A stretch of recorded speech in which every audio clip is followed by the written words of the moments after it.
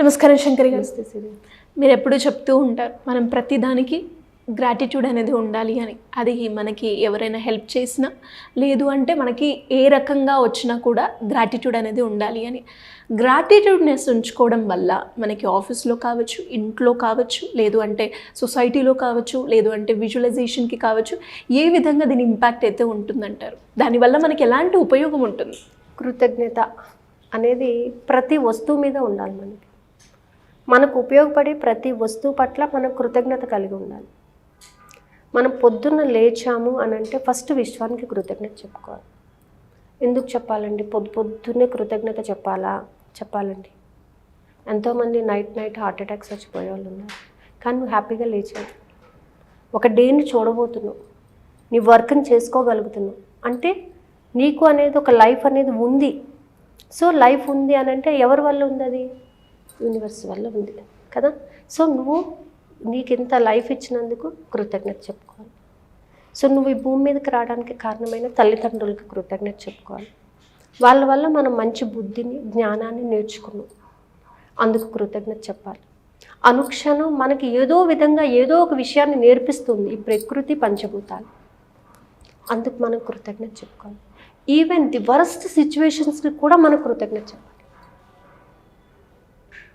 ఎందుకు చెప్పాలి అంటే ఆ సిచ్యువేషన్ నుంచి మనం పడతాము, ఖచ్చితంగా పడతాము. మనం ఎప్పుడైతే కృతజ్ఞత చెప్తామో దాని నుంచి బయటపడేటటువంటి ఒక అవకాశం దొరుకుతుంది. ఈరోజు ఒక విషయం మీద మనం బాధపడుతున్నాము అని అంటే ఆ విషయం ఎందుకు బాధపడుతున్నాం? చాలామంది కూడా ఇది నా కర్మ అండి అంటారు. కర్మ కాదు, దాని నుంచి నువ్వు ఏదో నేర్చుకోవాల్సి ఉంది, దాని నుంచి నువ్వు ఎవరికో ఏదో చేయాల్సి ఉంది, ఎవరికో పాజిటివ్ వైబ్రేషన్స్ పంపించాల్సి ఉంది. సో కృతజ్ఞత చెప్పుకో. ఇలా జరగడం వలన నేను ఒక స్థాయికి చేరుకున్నాను, ఆ రోజు అలా జరిగి ఉండకపోతే నేను ఈ పొజిషన్కి వచ్చేవాడిని కాదు అని చెప్తుంటాను. సో ఆ సిచ్యువేషన్ నేను బాగా గుర్తుపెట్టుకున్నాను, ఆ సిచ్యువేషన్ నాకు ఎన్నో విషయాలు నేర్పించింది అంటే నువ్వు కృతజ్ఞతాపూర్వకంగా ఉన్నావు కాబట్టి నువ్వు ఎదగడానికి ఒక అవకాశం అనేది దొరికింది. సో అలా ప్రతి విషయంలో కూడా ఇప్పుడు మనము బయటికి వెళ్ళాలంటే మనకు గొడుగు కావాలి, లేకపోతే ఏసీ కారు కావాలి, బైక్ అన్నిటికీ కృతజ్ఞత చెప్పాల్సిందే కదా. ఈవెన్ నువ్వు వేసుకున్న బట్టలు, తినే తిండికి, నువ్వు వేసుకున్న వస్తువులకి, నీకు సహకరిస్తున్న ప్రతి వస్తువుకి కృతజ్ఞత చెప్పాలి. సో ఈ కృతజ్ఞత పూర్వకంగా ఉంటే మనకి ఎన్ని లాభాలు ఉంటాయి. ఫస్ట్ థింగ్ ఏంటంటే మంచి నిద్ర పడుతుందండి. ఎందుకంటే ఒకసారి కృతజ్ఞత చెప్పేసామంటే మనసులోని భారం తీరిపోతుంది, హ్యాపీగా ఉంటాం మనం. అంటే ఒక పాజిటివ్నెస్ని మనం అకౌంట్లో వేసుకున్నాం కాబట్టి హాయిగా నిద్రపోవచ్చు. ఇన్నర్ స్ట్రెంగ్త్ పెరుగుతుంది, సెల్ఫ్ రియలైజేషన్ వస్తుంది. ఆటోమేటిక్గా మీ యొక్క స్కిల్స్ని ఎన్హాన్స్ చేసుకోవడానికి ఒక సోర్స్ దొరుకుతుంది. సో ఇవన్నీ దొరుకుతాయి. అయితే మీకు ఒక చిన్న విషయం చెప్తాను. ఒకరోజు ఒక సెయింట్ అనమాట, అతను రోజు కూడా విశ్వానికి ప్రేయర్ చేస్తూ ఉంటాడు, భగవంతుడు ప్రేయర్ చేసుకుంటూ ఉంటాడు. రోజు సాయంత్రం పూట ఏంటంటే ఇంత మంచి రోజును నాకు ఇచ్చినందుకు నీకు కృతజ్ఞత, ఏమిచ్చి నీ రుణం తీర్చుకోనయ్యా అని చెప్పేసి రోజు భగవంతుడిని అడుగుతాడు. ఇన్ని అద్భుతాలు నాకు సృష్టించావు కదా నువ్వు, అసలు నీకు ఏమిచ్చి నేను రుణం తీర్చుకోగలను అని చెప్పేసి అడుగుతాడు. సో రోజు చేస్తూ ఉంటాడు. అతనికి చాలామంది శిష్యులు ఉంటారు. ఒకసారి అతను శిష్యులను తీసుకుని వేరే ఊరు వెళ్ళాల్సి వస్తుంది. ఆ ఊరు వెళ్ళాలంటే ఎన్నో అడవులు దాటి వెళ్ళాలి, ఎడారులు దాటి వెళ్ళాలి, 3 రోజులు ప్రయాణం పడుతుంది. సరే ఒక 4 శిష్యులను తీసుకుని వెళ్తాడు. పొద్దున్నుంచి సాయంత్రం వరకు ప్రయాణం చేస్తూనే ఉన్నారు. సాయంత్రం అయ్యేటప్పటికి వాళ్ళకి ఒక దూరాన కొన్ని గుడిసెలు కనిపించినాయి. వెళ్తారు. అక్కడికి వెళ్తే వాళ్ళు ఎవరు వీళ్ళని నమ్మరు. కొత్తగా వచ్చిన వ్యక్తులను ఎవరు నమ్ముతారు? నమ్మరు. వాళ్ళు తిండి పెట్టరు, నీళ్లు ఇవ్వరు, నిద్రపోవడానికి స్థలం ఇవ్వరు. అయినా అతను ఏం భయపడ్డు, ఓ చోట కూర్చుని భగవంతుడికి ప్రార్థిస్తాడు. ఎంత మంచి రోజు నాకు ఇచ్చినందుకు కృతజ్ఞత, నీకేమిచ్చి రుణం తీర్చుకోనయ్యా అని చెప్పేసి ప్రార్థిస్తాడు. శిష్యులు వింటారు, ఊరుకుంటారు. 2వ రోజు కూడా ఇదే ప్రయాణం సాగిస్తుంటారు. 2వ రోజు రాత్రి అవుతుంది, ఎడారి, అడవులు దాటిపోతున్నారు. అక్కడ కూడా ఇదే ప్రేయర్ చేస్తాడు. అక్కడ కూడా ఎవ్వరు వీళ్ళకి తిండి పెట్టరు, నీళ్ళు ఇవ్వరు, ఉండడానికి స్థలం ఇవ్వరు. మళ్ళీ అదే ప్రేయర్ చేస్తాడు అతను. ఇంత అద్భుతమైన రోజును నాకు ఇచ్చినందుకు కృతజ్ఞత అని చెప్పేసి ప్రేయర్. శిష్యులకి కోపం వస్తుంది, ఇంకా ఆకలి అవుతుంది, దాహం అవుతుంది, నిద్ర లేదు, ఓపిక లేదు. అయితే ఒక శిష్యుడు వచ్చి అడుగుతాడు, ఏమండి గురుగారు మీరు ఎందుకు కృతజ్ఞత చెప్తున్నారో నాకు అర్థం కావటం లేదు అంటే ఏం మాట్లాడటం. 3వ రోజు కూడా ప్రయాణిస్తారు. ఇంకా వాళ్ళకి సహనం అనేది నశించిపోతుంది. మళ్ళీ గురుగారు ప్రార్థన చేస్తుంటారు, ఇంత అద్భుతమైన రోజునిచ్చాము, ఏమిచ్చి నీ రుణం తీర్చుకోను అని చెప్పేసి. గురుగారు మీకు ఏమన్నా ఉందా అండి, అసలు ఇట్లా మనం ఆకలితో నకనకలాడిపోతున్నాం, నీళ్లు లేవు, తిండి లేదు, నిద్ర లేదు, మీరేమో ఆ భగవంతుడినేమో కృతజ్ఞత అని చెప్తారు. ఎందుకు చెప్తున్నారు గురువుగారు, కొంచెం అన్నా చెప్పండి మాకు అని చెప్పేసి అడుగుతారు. ఏంటి నేను కృతజ్ఞత ఎందుకు చెప్తున్నానో నీకు అర్థం కాలేదా అని. నిజంగా అర్థం కాలేదు గురువుగారు, ప్రస్తుతం ఏంటంటే ఆకలి అవుతుంది అంట. మనం ప్రయాణించిన ఈ మార్గంలో ఎన్నో దట్టమైన అడవులు దాటొచ్చు, ఎన్నో విష జంతువులను దాటుకొనొచ్చు, క్రూర మృగాలు ఉన్నాయి. ఒక్కటన్నా నిన్నేమన్నా చేసిందా? ఒక్కదాని నుంచైనా నీకు హాని కలిగిందా? ఆకలి వల్ల నువ్వు ఎక్కడన్నా పడిపోయావా? నిద్ర లేకపోవడమైనా నువ్వు సోలిపోయినావా ఎక్కడన్నా? ఏదీ జరగలేదు.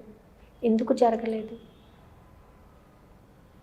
ఈ కృతజ్ఞత అనేది నీకు ఉపయోగపడింది కాబట్టి. ఇంత అద్భుతమైన రోజు అని అంటే ఆ రోజులో ఎన్నో అద్భుతాలు జరుగుతాయి, వాటన్నిటిని నువ్వు తీసుకుంటున్నావు. సో ఇంత అద్భుతమైన రోజుని ఇచ్చినందుకు కృతజ్ఞత అని నువ్వు చెప్పావు కాబట్టి అది నిన్ను కాపాడుతూ ఉంటుంది.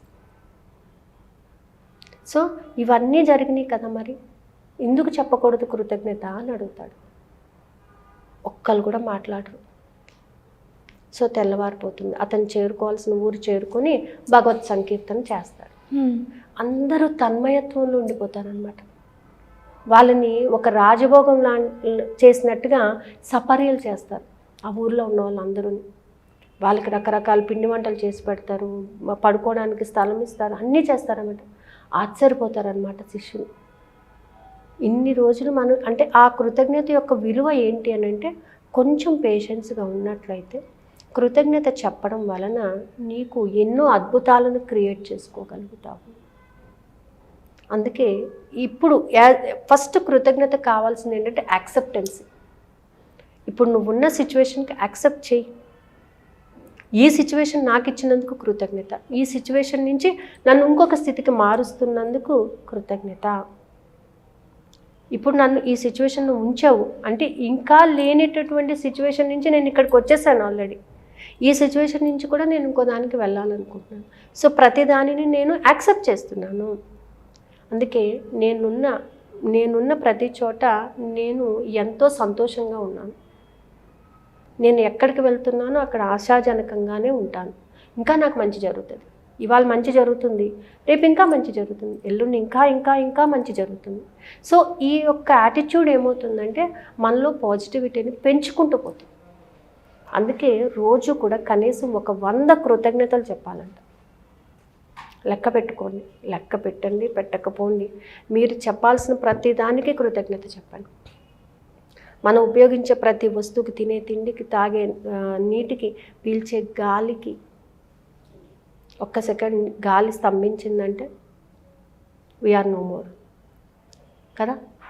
ఒక్క పూట అన్నం తినకపోయినామంటే ఈవినింగ్కి చేతకాదు. సో ఇన్ని మనకు సహకరిస్తున్నప్పుడు ప్రకృతికి, పంచభూతాలకి మనం ఖచ్చితంగా కృతజ్ఞత అనేది చెప్పాలి. ఈ కృతజ్ఞత అనేది నిజంగా అది చెప్పడం నేర్చుకున్నాక I had seen so many of miracles. Health విషయంలో కానీ, వెల్త్ విషయంలో కానీ నిజంగా చాలా మిరకల్స్ జరిగినాయి నాకైతే మాత్రం. అంటే ఇది జరుగుతుందా జరగదా అనేటటువంటి ఇది లేకుండా కృతజ్ఞత చెప్పడం ద్వారా ఖచ్చితంగా వర్క్ జరిగిపోతుంది. అందుకే డబ్బు పొందినందుకు కృతజ్ఞత, డబ్బు నా వద్దకు వచ్చినందుకు కృతజ్ఞత, డబ్బును ఆకర్షించగల శక్తి నాకు ఇచ్చినందుకు కృతజ్ఞత. సో ప్రతి దాంట్లో కూడా కృతజ్ఞతను యాడ్ చేస్తూ ఉంటాను. సో మన కమింగ్ క్లాసెస్లోని అంటే 14th నుంచి స్టార్ట్ అయ్యే మెడిటేషన్ క్లాస్లో గ్రాటిట్యూడ్ జర్నల్ అనేది ఒక 5 minutes ఖచ్చితంగా ఇంక్లూడ్ చేస్తున్నాను. Thank you madam, thank you so much.